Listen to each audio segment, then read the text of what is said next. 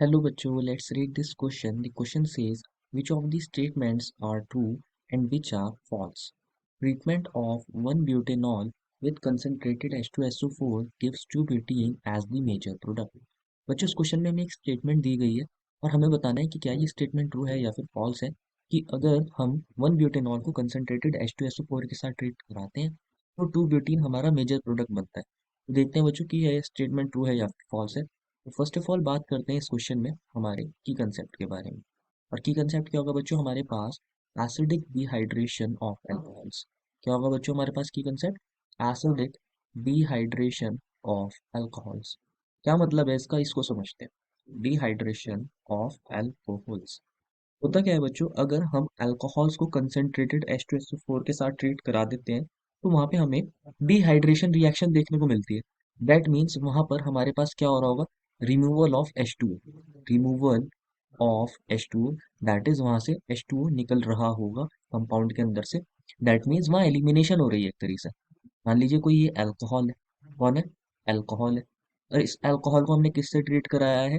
Concentrated H2SO4 के साथ। Concentrated H2SO4 के साथ ट्रीट कराते हैं तो यहाँ से हमारे पास लॉस ऑफ वाटर होता है, दैट इज H2O निकल जाता है। और जो हमारा प्रोडक्ट बनता है वो जनरली एल्कीन्स बनते हैं। कौन बन जाते हैं? एल्कीन्स बनते हैं। एल्कीन्स की फॉर्मेशन होती है। इसी रिएक्शन को बोलते हैं एसिडिक डिहाइड्रेशन ऑफ अल्कोहल्स। अब इंपॉर्टेंट चीज क्या है बच्चों, ये जो एल्कीन्स यहाँ पर फॉर्म होती है ये अकॉर्डिंग टू सेडजेफ रूल फॉलो फॉर्म होती है। किसके रूल के अकॉर्डेंस में फॉलो होती है ये? अकॉर्डिंग टू सेडजेफ रूल। अकॉर्डिंग टू सेडजेफ रूल, इसको भी समझना पड़ेगा। अकॉर्डिंग टू सेट जेफ रूल। सेट जेफ रूल के अकॉर्डिंग हमारे पास जो एल्कीन फॉर्म होती है वो उसको अकॉर्डेंस में फॉलो होती है। ये बताता है कि हमारी कौन सी एल्कीन मेजर बनेगी।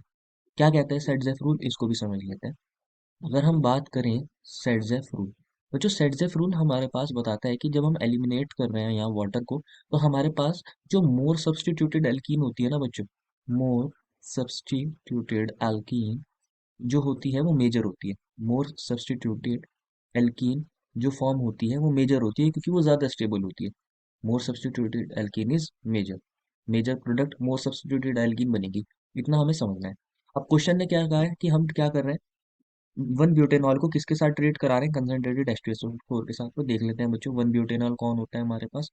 1-ब्यूटेनॉल, दैट मीन्स यहाँ पर 1-ब्यूटेनॉल के अंदर क्या होगा, हमारे पास यहाँ पर 4 कार्बन्स होंगे। हमारे पास यहाँ पर 4 कार्बन्स होंगे और उनमें 1 पोजीशन पर कौन होगा? अल्कोहलिक ग्रुप होगा। तो इसको देख लेते हैं, ये 1, ये 2, ये 3, ये 4।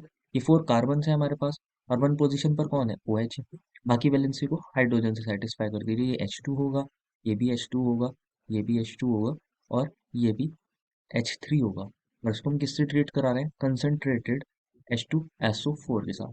तो ध्यान से समझना है बच्चों, होता क्या है इस रिएक्शन के अंदर, इसको समझना है। अगर हम बात करें इसके अंदर, फर्स्ट स्टेप में क्या होता है, कंसनट्रेटेड H2SO4 क्या है? एसिड है, स्ट्रॉन्ग एसिड है। तो ये क्या काम करता है, ये हमारे पास H प्लस देता है। क्या देता है बच्चों? ये H प्लस देता है और HSO4 नेगेटिव देता है। HSO4 नेगेटिव देता है क्योंकि एसिड है तो H प्लस तो ये देगा ही।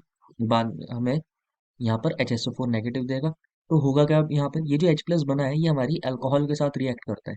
ये हमारी अल्कोहल है, CH3 CH2 CH2 CH2 OH। OH oxygen के पास होता है लोन पेयर, ये न्यूक्लियोफिलिक होता है। और ये H प्लस तो ये इस पर अटैक करता है और जब ये इसके ऊपर अटैक करता है तो यहाँ पर बच्चों ये बन जाता है CH3 CH2 CH2 CH2 और ये OH2। इसके ऊपर आ गया होगा पॉजिटिव चार्ज। अब ऑक्सीजन पे पॉजिटिव चार्ज आया है, ये क्या काम करता है, दोनों इलेक्ट्रॉन्स को लेके यहाँ से निकल जाता है और यहाँ से वाटर निकल जाता है, दैट इज -H2। और यहाँ पे फॉर्मेशन ऑफ कार्बोकेटाइन हो जाती है, CH3 CH2 CH2 CH2 और यहाँ पर आ जाता है पॉजिटिव चार्ज, ये एक हाइड्रोजन ये रहा। ये हमारे पास कैसा कार्बोकेटाइन है बच्चों? प्राइमरी कार्बोकेटाइन है। और आपको पता है बच्चों प्राइमरी कार्बोकेटाइन कैसा होता है, हमारे पास बहुत लेस स्टेबल होता है।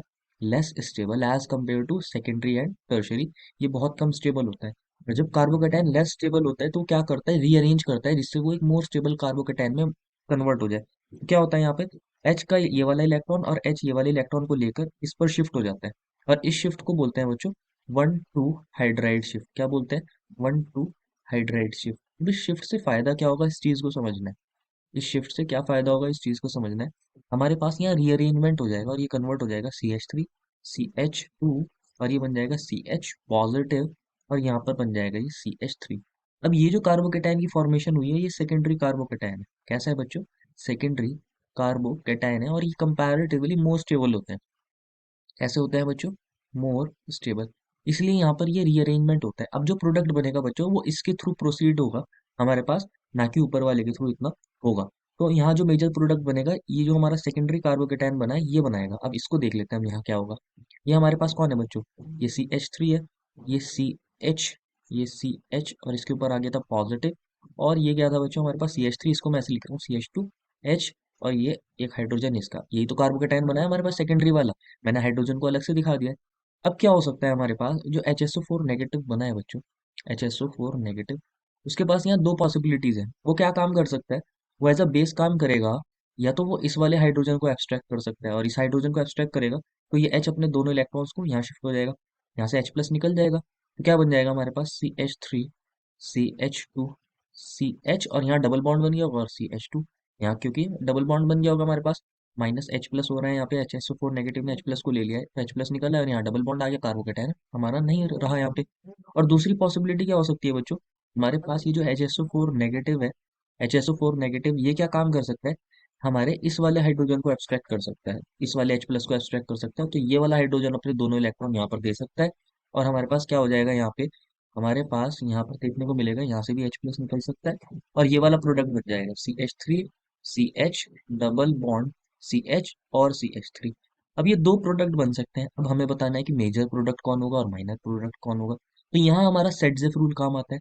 क्या कहता है सेटजेफ रूल? कि जो मोर सब्स्टिट्यूटेड एल्कीन होती है ना बच्चों, वो ज्यादा स्टेबल होती है, और वही मेजर प्रोडक्ट बनती है। तो यहाँ देखोगे बच्चों, ये हमारा डबल बॉन्डेड कार्बन है, ये वाला भी हमारा डबल बॉन्डेड कार्बन है।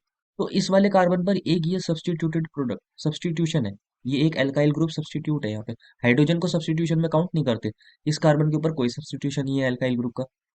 लेकिन यहाँ पर अगर आप देखोगे, हमारे दोनों डबल बॉन्डेड कार्बन से एक एक ग्रुप क्या है? सब्स्टिट्यूट हो रखा है, मोर सब्स्टिट्यूटेड है। यहाँ पे दो सब्स्टिट्यूट हो रहे हैं एल्काइल ग्रुप, ऊपर वाले में एक। तो ज्यादा सब्स्टिट्यूशन कहाँ पर है? इस वाले के अंदर है, इस वाले के अंदर है, तो ये मेजर होगा। कौन होगा बच्चों? ये मेजर होगा। और ऊपर वाला जो प्रोडक्ट बना है वो माइनर होगा। यही तो कहता है हमारा सेटजेफ रूल की मोर सब्स्टिट्यूटेड एल्कीन जो होती है वो मेजर होती है, और less substituted alkene minor product बनती है।